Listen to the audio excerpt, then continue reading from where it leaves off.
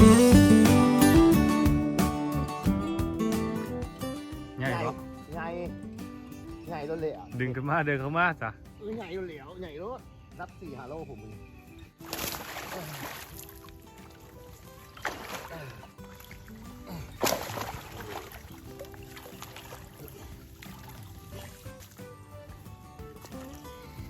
กำลังลงไปยามเนาะมาเลย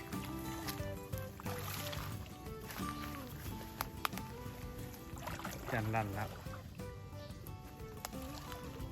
มันจะเซี่ยวนะธรรมดาบ่อย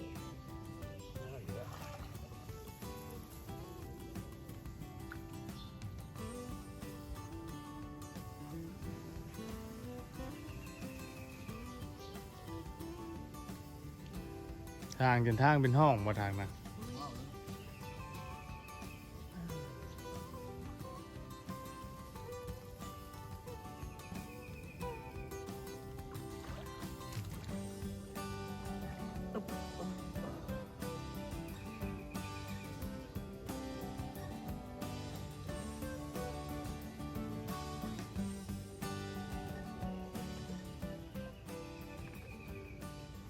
ตีงอยู่บ่ บนน้ำหมุดเลยแหละ ไอ้กาบอกยามด้วยแล้วอ่ะกระเทินมาแล้วโว้กี่คันลงน้ำบ่ตัวบ่ครับกี่คันลงไปห้างก่อน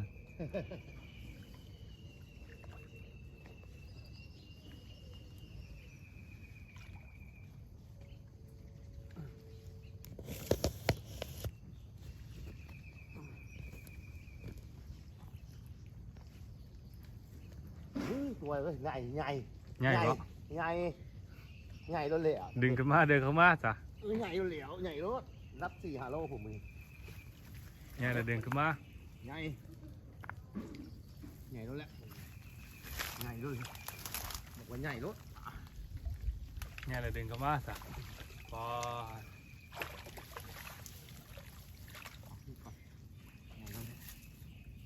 อะไร อันได้บ่ อะไรนะ งูยังทันเห็นเหมือนงูเลยเนาะ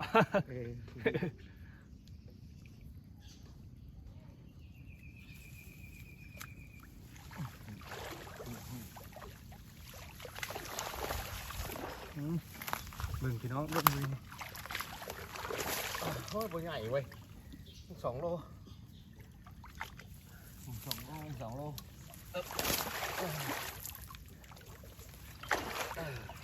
ตัวใหญ่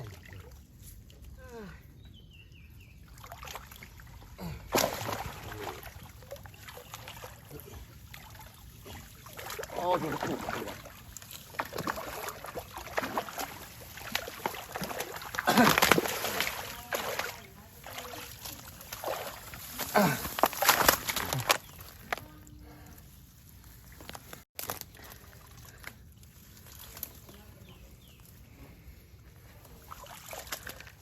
เรียบร้อยไปอีกตัวหนึงนี่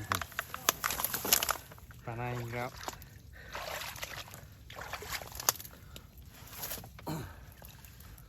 จักรูสำนี่ก็ 2 โลปลาย 2 ลูกปลาย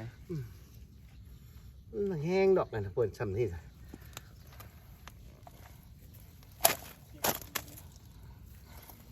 นึ่งมัดเสือกหนึ่งมัดใส่ขี้ทางหลัง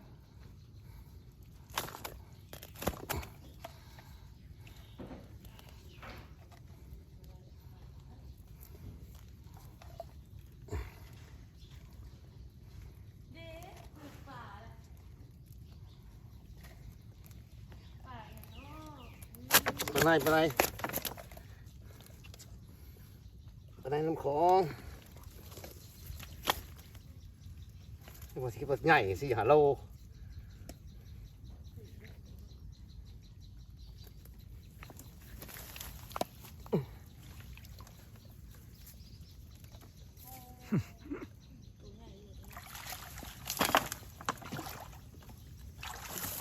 นี่หมานมือนี่ครับ สั่นครับอยู่เนาะมัดลงน้ำมาแล้วครับ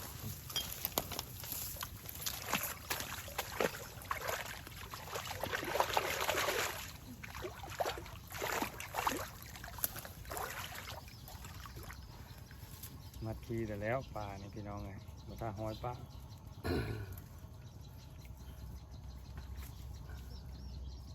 ง่ายง่ายจะเนาะยอขนาดนั้น เล็กกว่า สอดเข้าปลาเนี่ยอะไร มันดินเนาะ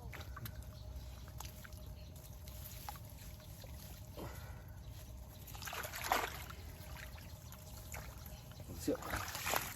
พลาดหมด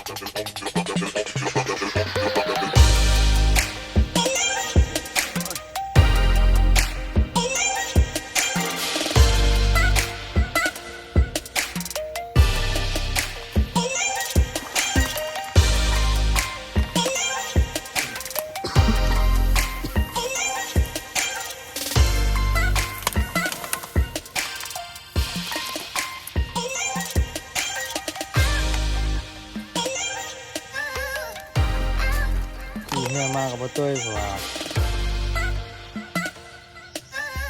ขี่โก้พูข้างล่างเนี่ยโอ้ผมสเปรย์ล่างแล้วครับนั่นยังมีปัญหาเอาคือว่าด่างกลางขี่กันกลับมาดูอู้ด่างหน้าจะมีปัญหาแล้ว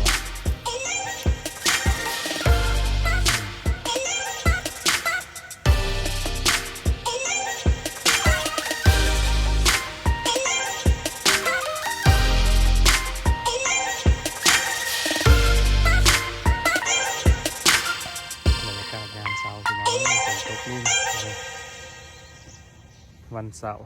ฝนตกลิ้น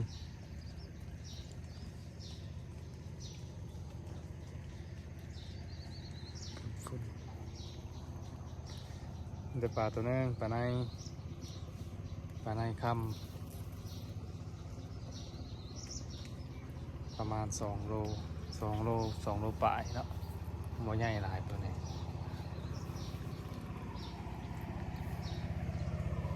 กันเนาะ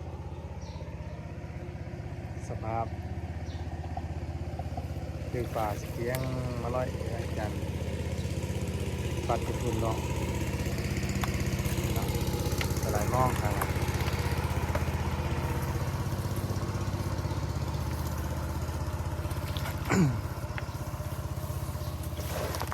กลับลงไปใส่คืนสายรุ่นมือหน้า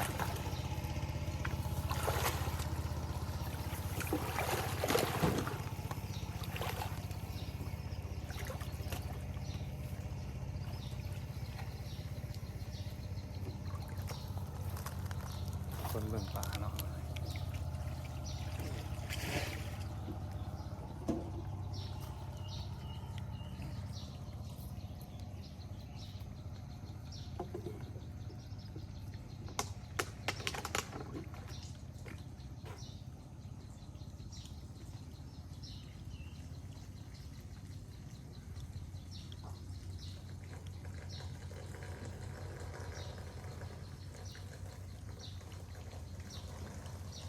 นี่บรรยากาศ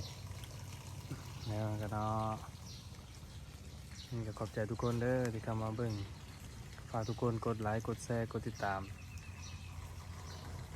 เพจขน้อยหากระสร้างเนาะเพราะว่า